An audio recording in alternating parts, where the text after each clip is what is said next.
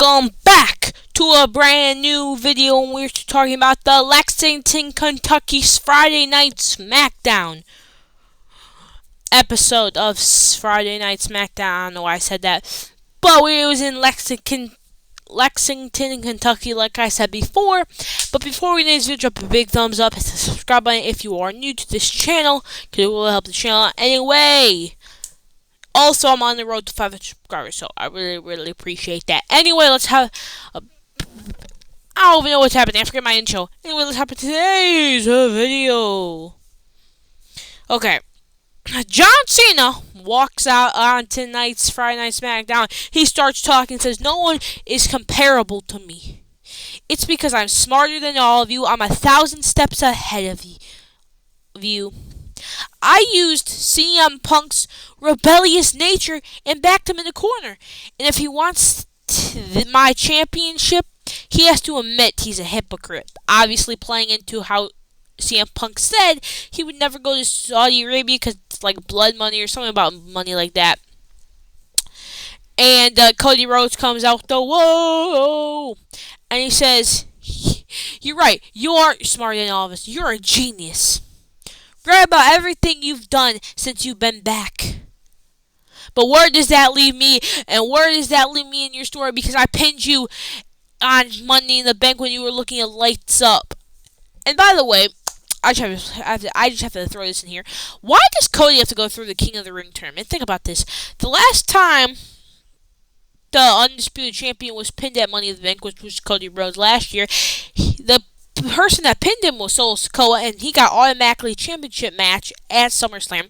So did Jey Uso 2 years before that when he pinned Roman Reigns at Money in the Bank 2023 and got a championship match at SummerSlam in 2023. So why does Cody have to go through the King of the Ring tournament even though he pinned John Cena? Why does he not get an automatic championship match at SummerSlam if they're going to do it? What WWE champion who do you think's gonna be WWE champion next Money in the Bank? Who do you think's gonna get pinned? Just a question. Anyway, Randy Orton makes his return after everything. I didn't take a picture of him. Wow. And then he says, "Everyone knows I had you beat until Ron Killing saved the day. It doesn't matter who I have to go through to get 15 time." So Randy really wants that 15 time, but came out and says, "I heard the world say we want LA Knight." And then he said to John Cena, "If I have to drop you on your bald head to become WWE champion, I will." And John Cena backed down and said, "Nah. But Ron Killings, a.k.a. R-Truth, jumped my boy John Cena." And after commercial break, we saw Karen Cena, or John Cena Karen, or Karen Cena, talking trash to Nick Aldis have the backwards hat, and it's honestly a ridiculous segment, but who honestly cares? Am I right? I don't take pro wrestling seriously, you know what I'm saying? Because if we really take pro wrestling seriously, we're gonna get very mad. Come on, how can you take pro wrestling seriously when you have Slim Jim on tables? Am I right? Like, what? Anyway, it was time for the Fatal 4-Way King of the Ring tournament. We had Randy Orton, LA Knight, Aleister Black, and Carmelo Hayes. This probably was the best Fatal 4-Way match of the night and best match of the night, because we got Aleister Black doing his classic moonsault, LA Knight dodging RKO and a Black Mask. But then after we come back from commercial break, LA Knight stomping out the Legend Viper. I don't even know what else to say. The Apex Predator. Melo one goes flying. Aleister Black takes the vintage Randy Orton backdrop. Aleister Black sends Randy Orton to the ring post. And then, for a very, very weird surprise, Carmelo Hayes hits a nice froggy splash. Of course, Randy Orton hits the vintage Randy Orton, hitting his comeback moves on all of them. He hits it on, but then Carmelo hits the first 48. Randy was just selling like he didn't care. Like, this dude, he took, I forget what movie it was, but he hit it sold. he pretended to punch someone and then fell back, bro. This guy does not. He's in the point of his career where he doesn't even care what he does in the ring, bro. He doesn't care how long it takes him to get on the ground. He still does that move. Beautiful BFT spot by Aleister Black. Sadly, like I kind of all expected, Bronson Reed and Braun Breaker involved. Well, Braun Breaker hitting a spear on LA Knight. And I really thought my predictions for King and Queen of the Ring were going to be right when I said Melo's going to win this match. But he got caught with the RKO by Randy Orton. And Randy Orton advances to the King of the Ring semifinals tournament. Him going against Sami Zayn. I don't know when. Maybe next Friday? I don't know when it will be, but whatever. So, yeah. And we also did get the other King of the Ring tournament thing, too. Anyway, they're showing recaps of what happened last Friday when Solo was talking trash about Jacob behind his back and stuff like that. Anyway, Jacob came out and said, let's keep it 100. Even though we're family doesn't mean you have to snake me. I guess it's just me against the world. Yeah, I mean. And then Solo just started talking and said, at Money in the Bank, you made the biggest mistake. Next week, you better say, I love you, Solo, and I'll be open arms. So Solo wants to have Jacob Fatu back in the family. But I don't think Jacob's going to take it. I think Jacob's making sure that he super kicks against Solo and super kicks bug eye looking JC Mateo. Bro, JC Mateo has no aura. That name himself doesn't have. Look at him. Look at JC Mateo, bro. Look at him, bro. Bro, look at this dude, bro. Look at this dude. Bro, how can you take this dude seriously, bro? How can you take him, bro? You cannot take JC Mateo seriously, bro. If you take JC Mateo seriously, I'm gonna question you. I'm gonna question you. Anyway, Chelsea Green was in the pool on a FaceTime call with Nick Aldis, basically saying, we have to postpone the Fatal 4-Way match until next week. And Nick Aldis says, well, it looks like Elbo's ready and is ready to fight, so I guess she'll be replacing you. And then Zelina took the phone out of Nick Aldis' hand, put it on the thing. While she was still on FaceTime and she was still yapping in the corner, said, I need Juliet and I want to face her right now. And Nick Aldis says, I know you do, but she's not here right now. So we went to the women's Fatal 4-Way match for the Queen of the Ring tournament. The first of the two Fatal 4-Way matches for the Queen of the Ring tournament. Really, this match was the slowest and wasn't that good. Jade Cargill took out Meechin and Piper Niven. Meechin did a classic moonsault. Sadly, Jade Cargill hit a beautiful powerbomb on Meechin. But surprisingly, Nia Jax and Piper Niven were working to take out Nia Jax and threw Jade Cargill at Wade Barrett, and Wade Barrett took a bump and he says he was fine, I guess. And Meechin's got this beautiful tornado looking DDT on Piper Niven. It'll look beautiful, I'm not gonna lie.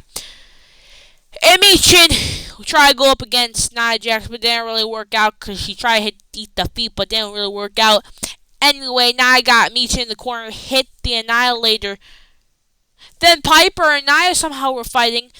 Piper sends Nia into the barricade, hits her Piper Splash, but gets caught in the Jaded 1, 2, 3. Jade Cargill advances to face Roxanne Perez in the semifinals, and my predictions have been right so far. I knew that Jade Cargill was going to win this match because apparently she's getting a big push. So she's going to face Perez, and I'm going to guess that Cargill is going to win the whole tournament just like I predicted. But I did get this side wrong. I really did think Charlotte Flair was going to win this, but it was okay. Anyway, Naomi cut her first promo since winning the Money in the Bank briefcase. And she says, I told you guys I'm done accepting scraps. When I clock Tiffany in the head and become the new champion.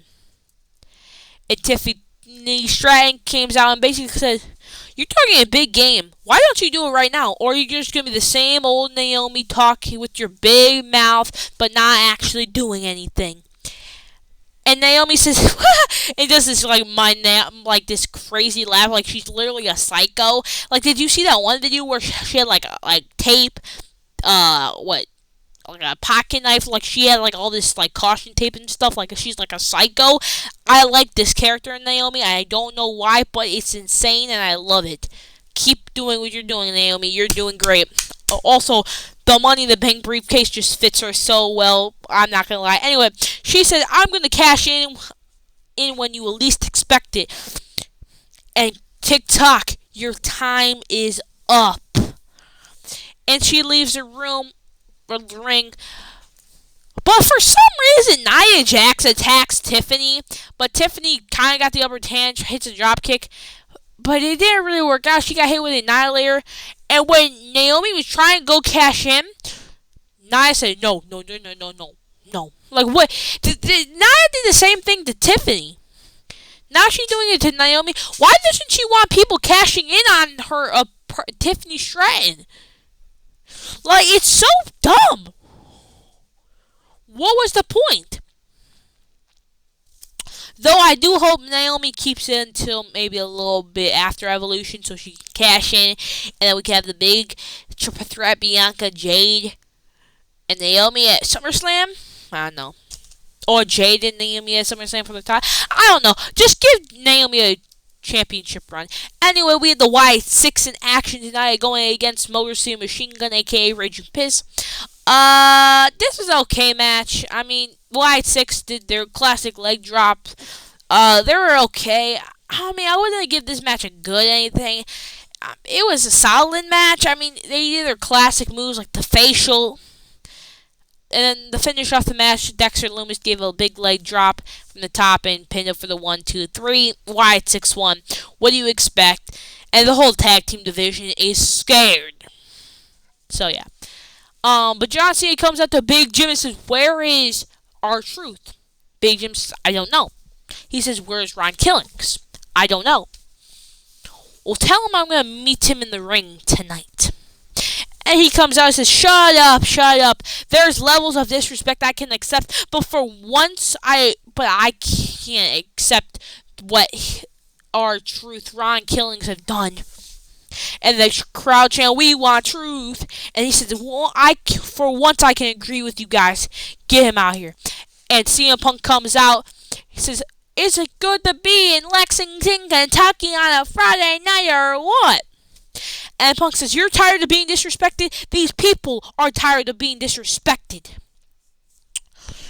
How about you stop what you're doing and let them celebrate who you are and what you are doing. And give them a happy ending, John." And John Cena says, Why would I waste my time? These people don't matter. The only thing that matters is this championship is the only thing that matters."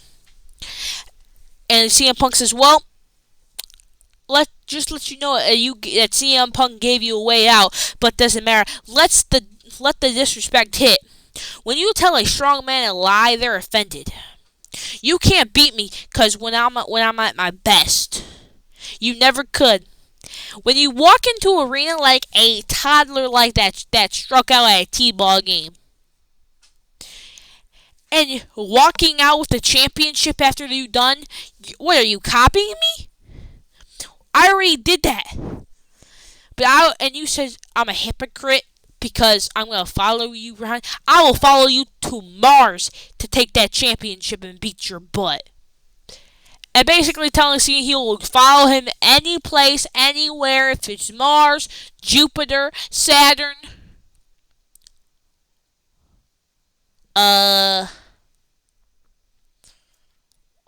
Pluto,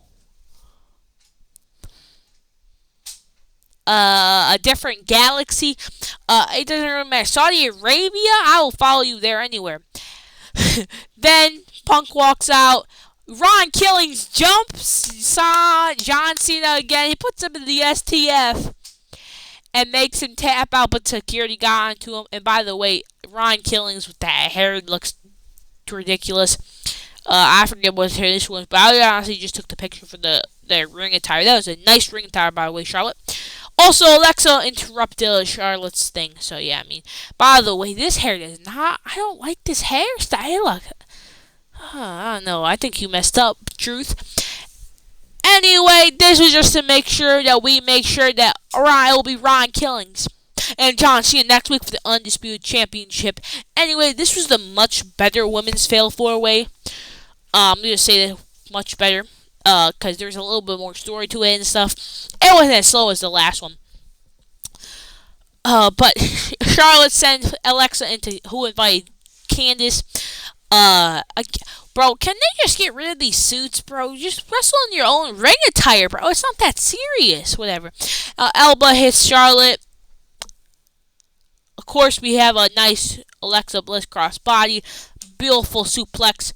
But when Charlotte was trying to hit, or actually did hit, and get the perfect angle uppies of the figure 8, who invited Candice LeRae, hit the springboard moonsault thing, lion salt, whatever you call it.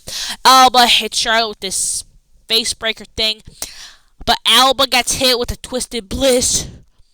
Who invited Candice LeRae rolled up Charlotte, but when Alba Fire was locked in the figure 8, who invited Candice LeRae got hit with the Sister Abigail DDT. And advances to the semi-finals of the Queen of the Ring tournament. Honestly, I wouldn't hate Jade Cargill and Alexa Bliss, honestly, in the finals, because I feel like that would be interesting. And it would be an interesting dynamic giving the championship to, or giving the Queen of the Ring title, or Ring of the Tournament winner, to Alexa Bliss, since she just returned. So yeah. Anyway, it was time for the men's last one. Cody Rhodes came out. It was against Damian Priest, Shinsuke, and Andrade. But Shinsuke and Damian were taking out Cody. Shinsuke, of course, hit his vintage sliding German suplex. Damian and Shinsuke went at it. The Slim Jim table, man. W Slim Jim, bro. W Slim Jim. I don't know why W Slim Jim, but they came out. He put them out, and Cody ended up going through it after Damian and Shinsuke. Damian and Andrade decided. No, Shinsuke and Andrade decided to put Cody through it. I don't know. Anyway, my ear was just. I don't know. I think my headphones are off. Anyway, Damian, bro. Anyway, Damian hits a thing. Kicked, I don't even know. And oh my god, Andrade gets hit. I don't even know. But Cody gets hit with the Kinshasa to the back of Cody's neck. And honestly, that's bad. I don't even know Shinsuke's own finisher no more. He's not on TV. This is his second TV match of 21-5. I don't even know. Bro, remember when Shinsuke was United States champion? That reign was trash. Sorry. I just think we need to admit that the reign was trash. Anyway, Andrade hits the Meteora. But when he tried to hit it on Damian Priest, what do you expect? He got hit with a South of Heaven. Boom. Andrade reversed. Hit the disgusting elbow that should be his finisher, but hit the message on Damian. Cody hit the double Cody cutter on Andrade and Shinsuke. And then another one to Damian Priest. Crossroads to Andrade. Tried to hit another one, and I would have lost my mind if it took 3 crossroads to put away Andrade. But somehow Shinsuke thinks he's Gunther and put a sleeper hold in. But it didn't work out because he got hit with a crossroads. 1, 2, 3. Cody Rhodes advances to the King of the Ring tournament and probably win the whole thing because it's Cody Rhodes. I said it in my predictions video, and I will say it again. He's gonna win the King of the Ring tournament. He's the face of the company. He's Cody Rhodes. Why wouldn't he? Not even surprised. I predicted all my Zap coins on Cody Rhodes. On literal Cody Rhodes. All my 6,000 because I almost had 100K on Zap coins and something Zaps. What's it called? Twitch thing. But I lost it all because I made bad predictions. But I'm working up. I predicted my 6,000 on Cody Rhodes. Now I have 8,000 Zap coins, and I'm getting back to that 100,000 that I almost had like a couple months ago, but I spent it all on bad decisions. We don't talk about them. That's why we don't talk about them, boys. Anyway, enough saying. Why are we should not be surprised that my boy Cody Rhodes got it. Anyway, let's finish off the video with talking about this new segment I'm going to be doing on this channel, calling what do you rate the show by the people? So I posted on my socials a poll of how you would rate this Friday Night SmackDown, and the tiers were awesome, mid, and trash. Here are the votes. 0 people voted for trash. 75% of people voted awesome. And 25% of people voted mid with 8 votes. There's 22 hours left, so you can at least on my social, Nick on X, Nick Wrestling. Same thing. You get a chance to vote on. There's 22 hours left still. So if you really want to go vote on this Friday Night SmackDown, it will be on my X account on Nick Wrestling. Still has 8 votes. Awesome, mid, or trash. So yeah, I'm going to be posting this for every Friday Night SmackDown and Monday Night Raw, and maybe even NXT if I feel like it. So what do you guys think in the comments below about this Friday Night SmackDown? Anyway, have a beautiful rest of your day. See you tomorrow. Bye.